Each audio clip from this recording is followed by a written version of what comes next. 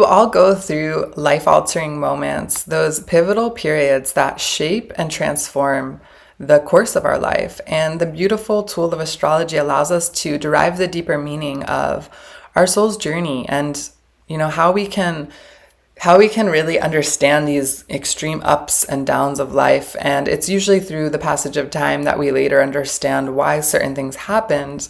But astrology can definitely help us understand the deeper meaning. And so today we're going to look at a case study. This is the chart and story of Aron Ralston, who was an adventurer who got pinned under a boulder, trapped, his arm was stuck for 5 days, and he ultimately self-amputated to liberate himself and to go on and have a career where he is a motivational speaker and wrote a book and had children. And he describes that in his whole turmoil of this incident, this accident, it was knowing that he was going to have a son that allowed him to liberate himself, and he knew what extreme measures he was going to have to take. So it's an incredible story of fate and then will and decisions made that ultimately allowed him to continue on his journey. And so we're going to pull his chart up. And if you've never seen a transit chart, essentially the chart in the center is his natal chart. That's a fixed chart. It's the snapshot of the sky when the person's born. The wheel on the outside is the transiting planets that are always moving, but it's a snapshot of when that particular event, the accident, took place. And we're going to basically delineate his natal chart, and it's a great example because he has an accurate birth time. There's something called a Rodin rating, and he's got a AA rating, meaning it's an excellent accuracy of his birth time. He wrote a book, a memoir, which I read. He has a movie, which I saw as well. And all of the events were time-stamped, so we have accurate times of when these things took place.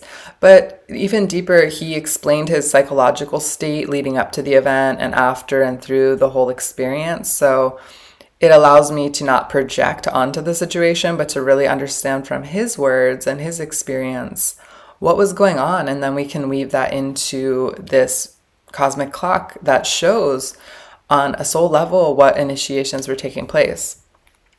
So when we look at his chart, he was an adventurer. He was known to kind of put himself out there. He describes himself as a lone wolf. The first thing I want you to pay attention to is the sun in the charts. This is our sense of ego, identity, our sense of self. And it's in his 5th house, which is the house of sports, leisure, and also children. And it's conjoining 1 degree Uranus. And whenever we have a really tight aspect or yoga, we want to pay attention to that because it's more emphasized, you could say. So his sun conjunct Uranus, and I did a whole video on Uranian types in my YouTube library. It's the video with Prince on the cover. It talks about how to embrace your kind of weirdness. Aron is self-described as feeling like he didn't really fit in. He preferred being kind of alone and had that lone wolf quality to him. He was loving adventure. We can see that not just from having Sun Uranus. These can be people that crave excitement and doing things that are different and out there, but also Mars on his ascendant in the 1st house.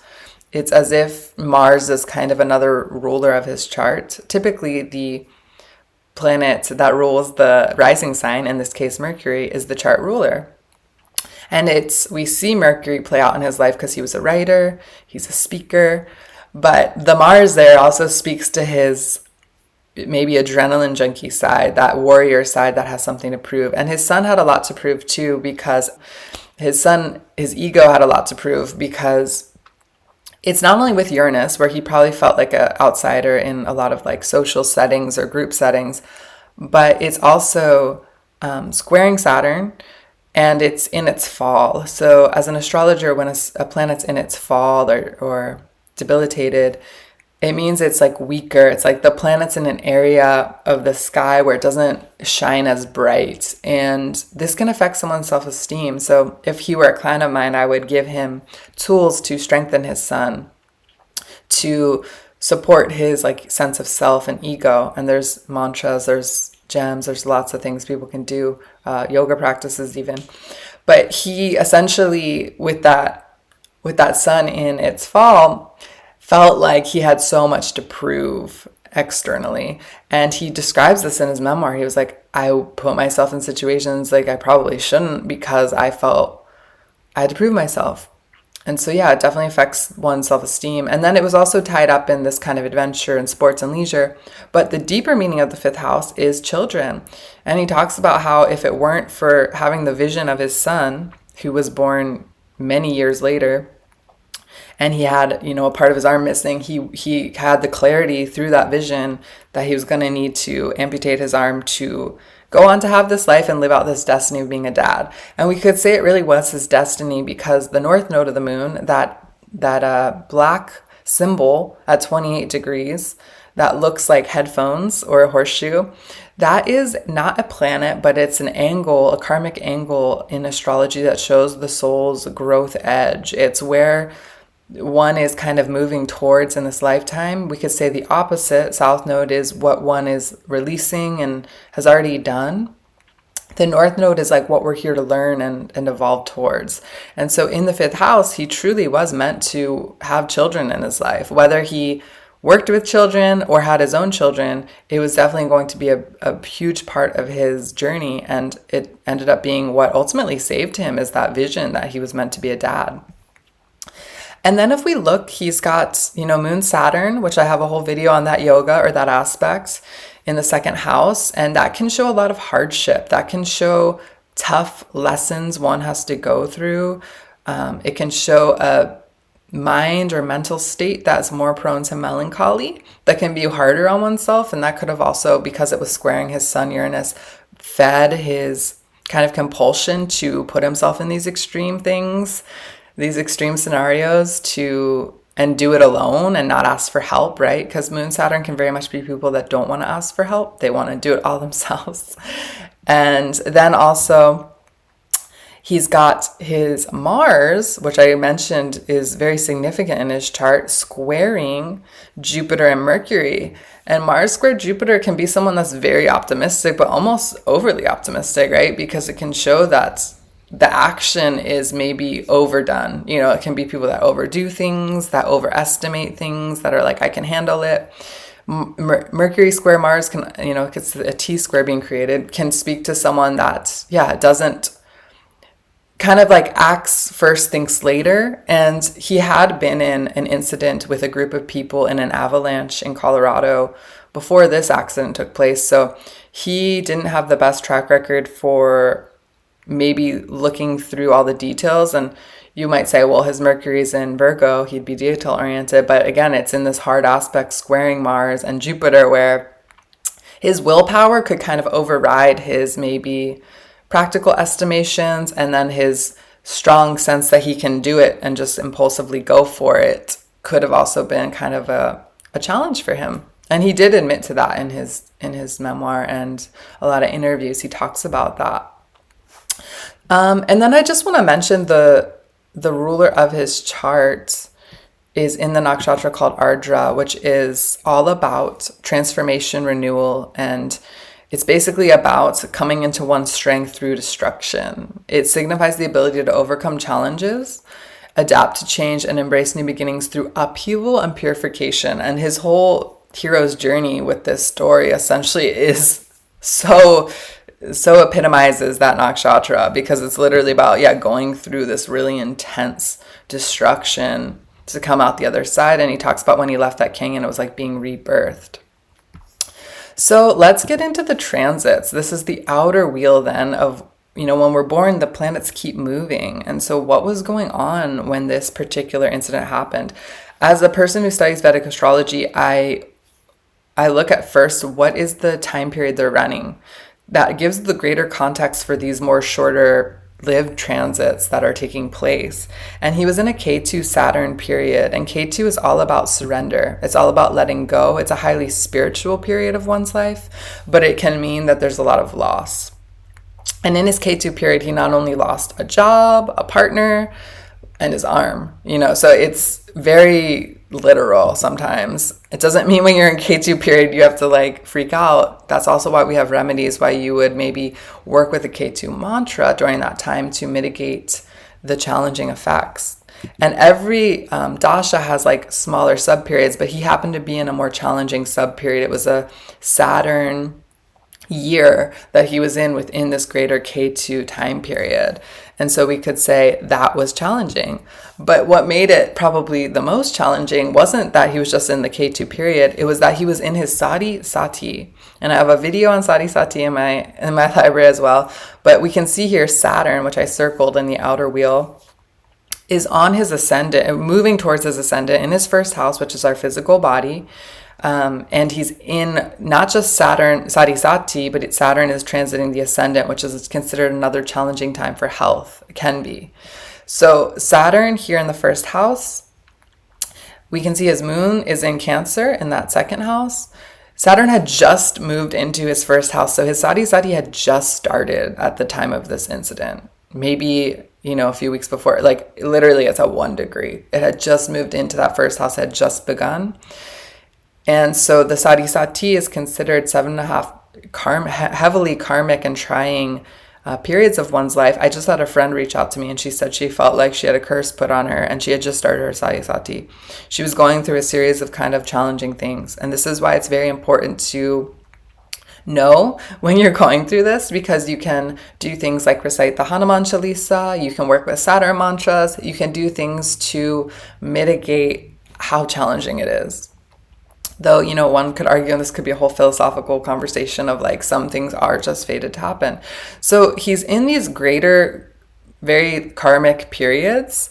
And in addition to having Saturn on his ascendant and being in his Sade Sati, these are kind of the greater things I look at. Pluto was transiting his house of health, his 6th house. And Mars here is in the 8th house, which is a challenging placement, is squaring his sun and Uranus. Mars square Uranus or Uranus square Mars are the classic textbook. And it's not just a textbook because I've seen this in real life, in real charts, real examples. It's an accident alert. Doesn't mean you're going to have an accident when those transits take place, but especially if you're in a more challenging period or you're already, struggling, it can be the time where if you're not thinking straight, you're more prone to accidents. And so it's definitely something to pay attention to. And Mars moves quickly, so it's a small window that Mars will ever square your Uranus. But he just happened to be in the peak of that. It was actually an exact aspect, which is so crazy because astrology is so specific. 9 degrees Mars in Capricorn squaring his 9 degrees Uranus in Libra. So he's in the exact moment of this at the exact time, 2:45 p.m., when he got pinned under that boulder. And something that was so incredible about that story is he says that in his reflection of the whole incident, he said, it's as if the moment I was born, I was moving one step towards that boulder. Like every step of my life was leading me to that boulder that formed, thousands, maybe millions of years ago. And so he really felt the gravity, the fatedness of the incident. And here, when we look at the chart, it's like, wow. And again, the Mars is not just squaring his Uranus, but squaring his sun. So it's impacting immediately his vitality. And, he was pinned there for 5 days and in a very weak weekend health state, obviously. And I did want to just add another example I have of the Mars square Uranus. And again, don't get scared if you just see Mars squaring Uranus in your chart, because you want to look at the whole picture with astrology. It's a very complex symbolic matrix. So if you're not in a period that's going to bring heavy challenge, that transit could go by and you'll be fine. But we layer on top of each other all of the timing kind of factors. But I did have a partner who lost in a freak accident. It was actually during an eclipse. So that definitely made it more emphasized. It was during an eclipse. He was in a freak Cirxa accident where he lost a few fingers.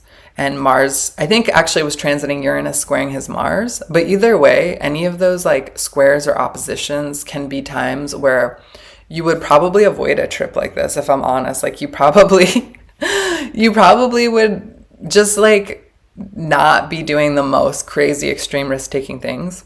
And this was a pretty routine thing for him. He said he would go out alone often, and so we can see that there were multiple triggers that made this trip different than his other trips. So we also have Mercury transiting his south node, which is that part of surrender, of letting go, but it can show, it was retrograde and it was with the south node. That can show kind of a lapse in one thinking clearly, one making very like smart decisions.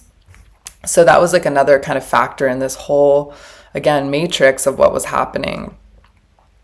But what's quite incredible is if we pull the chart for when he was liberated and saved and rescued, it happened coinciding with a new moon. And new moons are very much that like new seed of something, of a new beginning. And he said, he was like, I was rebirth. You know, Kenyans have that yoni kind of symbol. And what was crazy is the new moon was in Bharani, which is the symbol of rebirth and renewal. And it was right on the south node. And he's in this kind of south node Ketu period of his life. So yeah, it was extremely symbolic. The 11th house is the house of gains, of wishes, of fulfillment. And so Venus also had moved into a conjunction with his Jupiter. And you know, things had switched. So I always tell people, as bad as things get, every bad period is always going to be followed by a positive period, right? It's like pendulum swinging. Like you can't have a really challenging period and not have a breakthrough. And that's the beauty of studying astrology, is that we're always going to have ups and downs. And we can then map when those opportunities for those release valves happen. In this case, it was a Bharani new moon, right on his south node, on his Ketu, in this Ketu period. And so he basically rebirthed out of the Kangan. He got lucky that he ran into a family who could run ahead and get a helicopter, so he didn't have to like drive to a hospital or something, but he had, you know, just a stump. And it was this very faded rescue story.